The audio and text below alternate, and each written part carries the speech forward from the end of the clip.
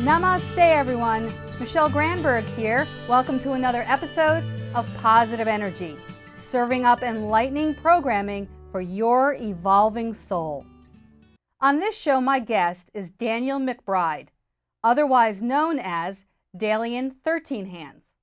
He is a musician, performer, educator, speaker. He leads kirtan and yoga.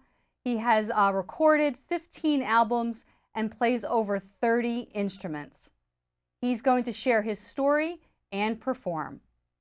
So stay where you are as Positive Energy starts right now. So I'm here with Dalian 13 Hands. Welcome to Positive Energy. Thank you for welcoming me to this wonderful show, Michelle. Positive Energy. Can you feel the positive energy? Yes, I can. Say yes. Yes. So tell us why you call yourself 13 Hands. What does that reference? 13 Hands many years ago was the name of the band that I had put together with two very dear friends. And the name just always felt really mystical and kind of powerful in its own cool way. And then when the band separated, we all went our separate ways. Obviously, I was continuing with music and getting heavily involved with sound and shamanism and yoga. The name just really continued to evolve along with my path as far as its relationship to just energy and the fact that I do lots of things. You know, It kind of was interesting how I play over 30 instruments and use them in a therapeutic and musical setting along with yoga. So in yoga we have mudras, which are just hand positions to actually move energy and postures.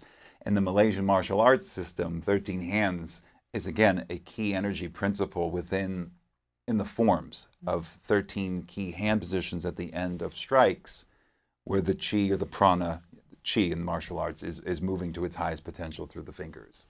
I like all the synchronicities. Yeah, it's really kind of all the interesting. overlap there. Yeah, it really kind of just sticking with it, it feels good. So I know that your background partly is that you suffered from a whole bunch of different maladies, and we don't want to have to go into all of them and relive those, but you did kind of heal yourself using spiritual practices and holistic methods, and that sort of has fast forwarded you to what you're doing today. So say a little bit about that. Well, like all of us, we have a path. We have experiences, and I eloquently... That was yours. And eloquently we call them landmines that go off at various times of our life or whatever. Our karma, you can believe in the contract that you're supposed to have with God as you go through trying to become a better human being, and we're all getting our butt kicked at various points. Mine just started really early with head trauma sleigh riding that threw off my back, and then a year later my dad was killed in a plane crash, and we were fighting, and we had very harsh words, and then that was it. So sometimes, the emotional stress and the anger that you don't get to work through, especially when you don't have closure emotionally with certain types of experiences, which I'm sure we all can relate to out there in TV land. And it's just this journey of how the body absorbs all of this stress, all these emotions, all these feelings. And then I had the structural trauma. And then by the time I was 21, everything was just like, Crohn's, colitis, Epstein-Barr, chronic fatigue, celiac, leaky gut, jaundice. And it was a whole endocrine system. Yeah. You were drained. Your energy was drained. Everything. Your system couldn't handle. It was on overload. All the stress and you're right, the trauma and everything.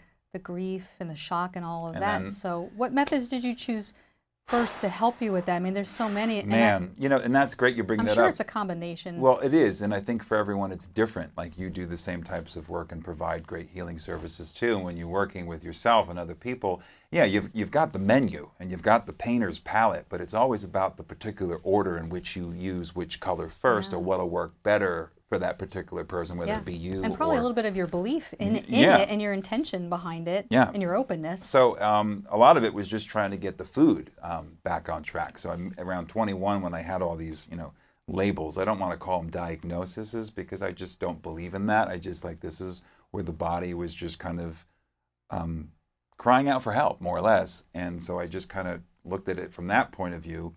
And so as the brain and the gut are completely at war, and then you're dealing with depression and all the different, other symptoms that are tied to circulatory and respiratory and digestive health, food and just finding the 10 foods I could eat was like the foundation for the first couple yeans.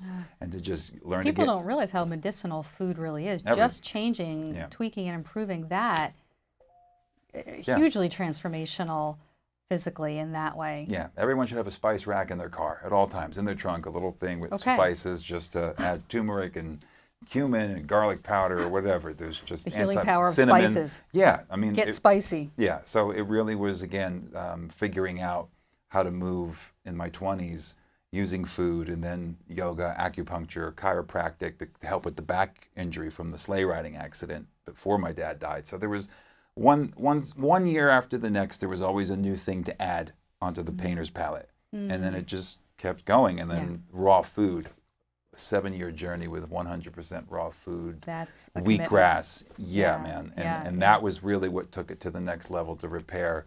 And now I feel great, knock on wood, and just trying to use the tools and really feel when the body is It's interesting. asking for help. And I'm sure your intuition hopefully guided you through that, and then you have to trust that the next thing will kind of come to you, and it does. And I love the message of, you know, alternative. They're not so alternative anymore, but No. holistic methods, complementary methods work on their own. They have such efficacy, and you're kind of a little bit of living proof about that. So I know you Try. teach about this.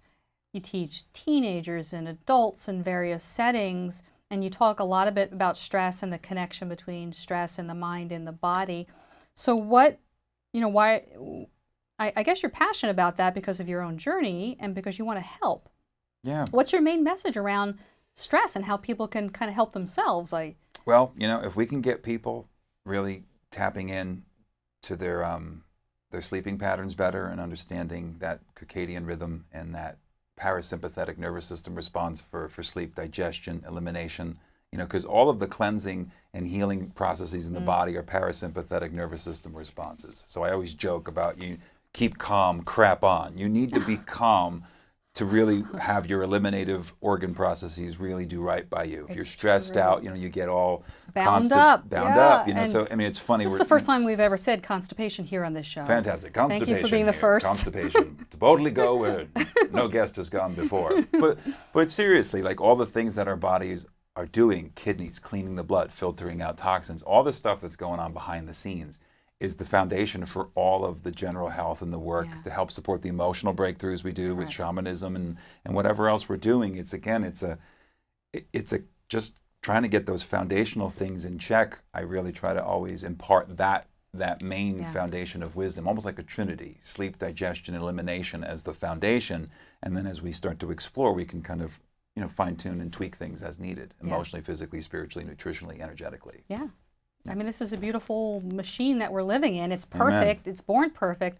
But you're right. We have to do the things and take care of ourselves. Right. You know, on all levels. All levels, because it's all connected. Let's segue that into talking a little bit about sound and music, because that's such a big part of what you do and offer, and why you're doing as well as you're doing. And I love the power of sound and as a healing modality. So why is music such a powerful force when it comes to healing in your mind? Well, on a basic conversation regarding physics, you know, every organic life form that has cellular structure, whether it be human or plant or animal or bug, you know, has a resonating frequency at which it vibrates. So if we take that basic fundamental law of physics and apply it to everything, we know how powerful sound and vibration is on the human body, especially if we're talking about wellness and health. So, you know, think of it this way, you know, somebody studied or measured with EEGs on the brain that the brain is like releasing 30,000 thoughts a day. I mean, that's mind-boggling to think. And every thought has a vibration, right? Exactly. Yeah. So it becomes its own specific musical note, almost like a dog whistle that only the body can hear, right? Because dog whistles can only be heard by little doggies. And so those frequencies and those neurolimbic electrical impulses and hormonal releases are in their own ecosystem underneath the hood of our own car. So as we learn to appreciate that and have and learn more about it, so that we can make the empowered decisions to do better and do right by it. So sound, vibration, music, we know how calming music can be, and we know how aggravating music can be, you know, and so it's just trying to understand that. And harness that more deliberately. We might as well. We are vibrational beings, so it's what vibrations do we want to introduce? We know that will be helpful and healthy and productive for us. Yeah, and that's been really cool, because if you go back and research the work of Royal Rife back in the late 20s, this guy was like the Tesla of our time. But when it came to like cellular understanding of targeting and finding the exact frequencies for specific parts of the body, viruses, cancers, tumors, your spleen, everything. And he was able to use, well, they call it the Rife machine, but he had created a telescope that was able to go in, and he could kind of then send a low current and then dial by dial, like 632.5 hertz, 632.6 hertz. And he would go, and his work is online. And then they came in and they shut him down, but this was really a long time ago, but it really is starting to gain momentum. Yeah. Because well, he's a pioneer in that way, and people have picked that up because there is science behind vibration, sound and vibration and music, and it's therapeutic. Your voice is music. My voice, the way we talk to each other. This is the real, I think, the human challenge we have is to just be aware of how powerful our voice is. And it's not localized either. It's not just within ourselves. It kind of goes out. Email. Yeah. It goes through email. Intention, everything. Yeah. Like when we get a bad email, we're like, "Ooh, that don't feel good." No, you feel it, So, and hence, my exploration of sound and being a musician, a songwriter, and a world musician and a kirtan wala, I just, it just keeps weaving and integrating, circulating it, and just really using this as an extra support tool for people that need that extra experience to just know how to feel the breath get deep down in the diaphragm, like when we were in the crib as a baby, when that's all we knew how to do was breathe, crap, and cry. So there's this beautiful retraining, repatterning of the nervous system so we can really fill out and feel that power of oxygen and that breath as it relates to bringing balance to the body. And music just, can just kind of coddle the brain to get out of its way. Yes. So you can receive and open. So you're bringing, educating people who may not be as, up to speed on these lovely therapies. Talk briefly, because I know we want to hear you play a little bit, just about what types of venues and events you find yourself in. And I'm sure you're the same way, right? It's I do drumming circles. I drum with little kids during the high holidays for Rosh Hashanah. I go to nursing homes, and I'll do not only stuff for subacute care with staff or stroke and Alzheimer's recovery, foster homes and staff caring for caregiver, going into businesses, corporations. I've been on Wall Street working with very stressed out day traders, who don't sleep well. It's just this whole pattern of Meryl Streep, great actress, this whole pattern of sleep and stress. I don't know, I was doing kind of a dyslexic oxymoron there. So it was, sleep and stress are the real big things that I think a lot of us are dealing with. So my background and my experiences and what I did to cure myself all kind of are integrated into these multi-services that go everywhere and anywhere they're needed. Colleges, talks. I've been a professor of yoga 15 years. So getting it to our younger generations is important so that they've got tools we didn't have. So if you can give anybody younger than us a 10-year head start than when we had, then that's evolution. So how do they respond to this? What's been the greatest response? Do you just see people smile? You see them relax? Yeah. Do they have big when they come out of moments? Obviously, an experience, even if it's like a personal building or professional development workshop, there is exercise, there is experiential components, there's movement, there's yoga. But when they come out of a shamanic journey, so to speak, with sound and music to just kind of lead them very, very gently into the deeper aspects of their nervous system function, it's the thing that is like we call sandpaper for the soul. It's just so smoothing and so calming that no matter who you are, what you do, or where you come from, or what kind of stress you have, or what your challenges are, or how old you are, everybody seems it's universal. It's universal. A human experience. Yeah. So can you demonstrate the power of sound a little bit with the instruments that you have brought with you? That's a Native American flute. Native American flute. It's my go-to. I guess I have a very strong connection to flutes and Native American music, especially. Clarinet was my first instrument, so it just was the thing that always seemed to kind of stay with me. Some kind of woodwind. I love the instrument type of myself. Instrument. I have one too. Yeah. So go ahead and play that. Yeah, so I just would invite you all at home who are watching this, thank you for tuning in to this wonderful show and this commitment to share knowledge with everyone. So just sit back wherever you are, take a deep breath, close your eyes, and just get comfortable, either if you're on the couch or if you want to lie down on the floor, whatever you feel you're capable, and just start to feel your breathing. and then just listen. I'll just try to offer up a Native American flute prayer for everyone in the audience. Okay.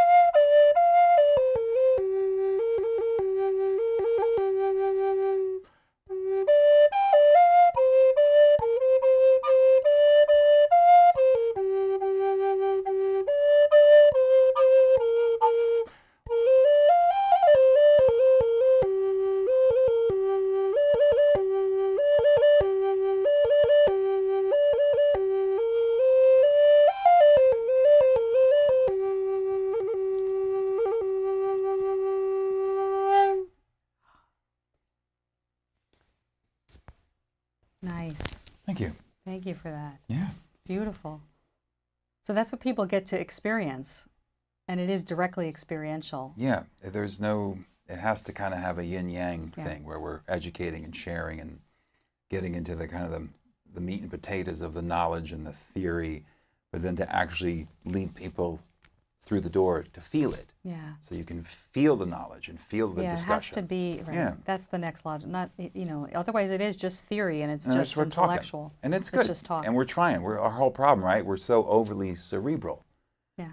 We're feeling beings. We're olfactory. Yeah. We sensory beings, So, and then we process. So if we can just have that openness as humans and just connect and always say hi to people and be kind, we'll start changing all this fear and tension and tightness and Yeah. competition. Our cells will change. Yeah, it will. We'll change as humans. We'll evolve. So can you give us just a second of the drum? Yeah, this is a Just- really beautiful little instrument. It's all part of the steel pan drumming genre. Obviously, it started with the steel drum from Trinidad, which was concave, and it's kind of a metal bin with the notes are kind of in a concave setup on a stand. The steel pans are convex, so they look like little UFOs, and this is called the UFO drum. One of many that I have. The hang drum was the first one that really started this kind of UFO convex shape, but they come in different sizes, different metal thicknesses. Some people are using propane barbecue grill tanks and recycling them and making them into instruments.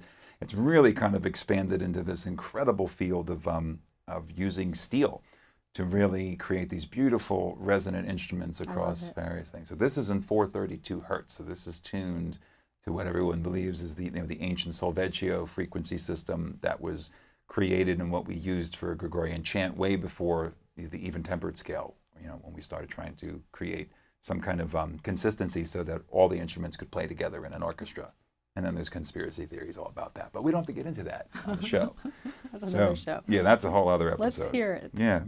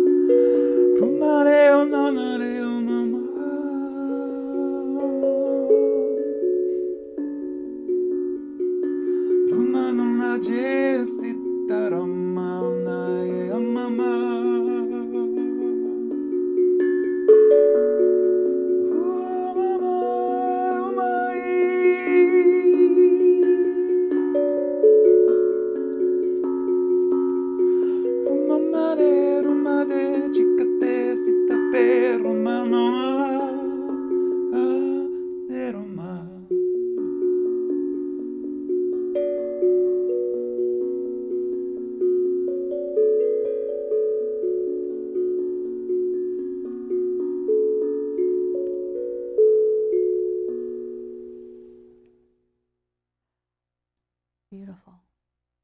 I can love go for like 40 minutes. I know, of I that know. would be very. Absolutely. You can feel it. Talk about feeling that vibration, and it's very mesmerizing and very meditative, and I love the sound of that. So thank you so much for sharing that. You're very welcome. That and so much more. And I certainly hope that people will, reach out to you to check out what you do. I know you're in a lot of different places, and you have I'm all over the place. you have such a bag of tools and tricks to really offer people, and I appreciate that you really brought that here to Positive Energy. So any final thoughts as we wrap up? No, I just, thank you again for this opportunity to connect and stay connected. And, for those who watch the show, I mean, it's a really important time on the planet. And I think we're all sensing, we're trying to really just figure out how to really be happy, without popping a pill or running to some vice or some substance as in a form of escapism. We're really trying to help each other find the right tools for better self-care and to really just feel great. And then, I don't know, man, that's when the magic happens. When we wake up feeling good, I don't know, we think good. We act well. Things are positive, and there's positive energy. Positive energy. Yeah. So we're all in it together. We're all in it together. We're all in it together. Thank you for the service that you're doing in the world. Thank you for your beautiful music. Thank you for your service. Yeah, thank you very much.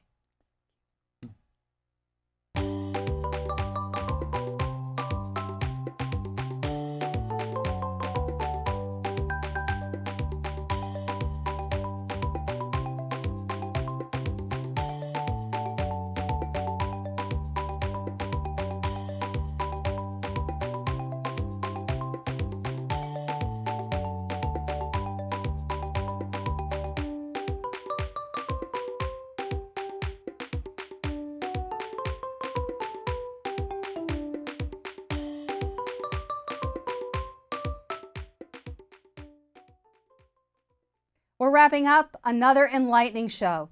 Thank you to my guest, Dalian 13 Hands. Thank you, Sharon Murray, my director. Thank you, Monday Morning Flowers, for the beautiful floral arrangement. And thank you for watching. Remember, you're an amazing, beautiful, divine bundle of potential just waiting to be revealed. Let your light shine. Check you next time on Positive Energy.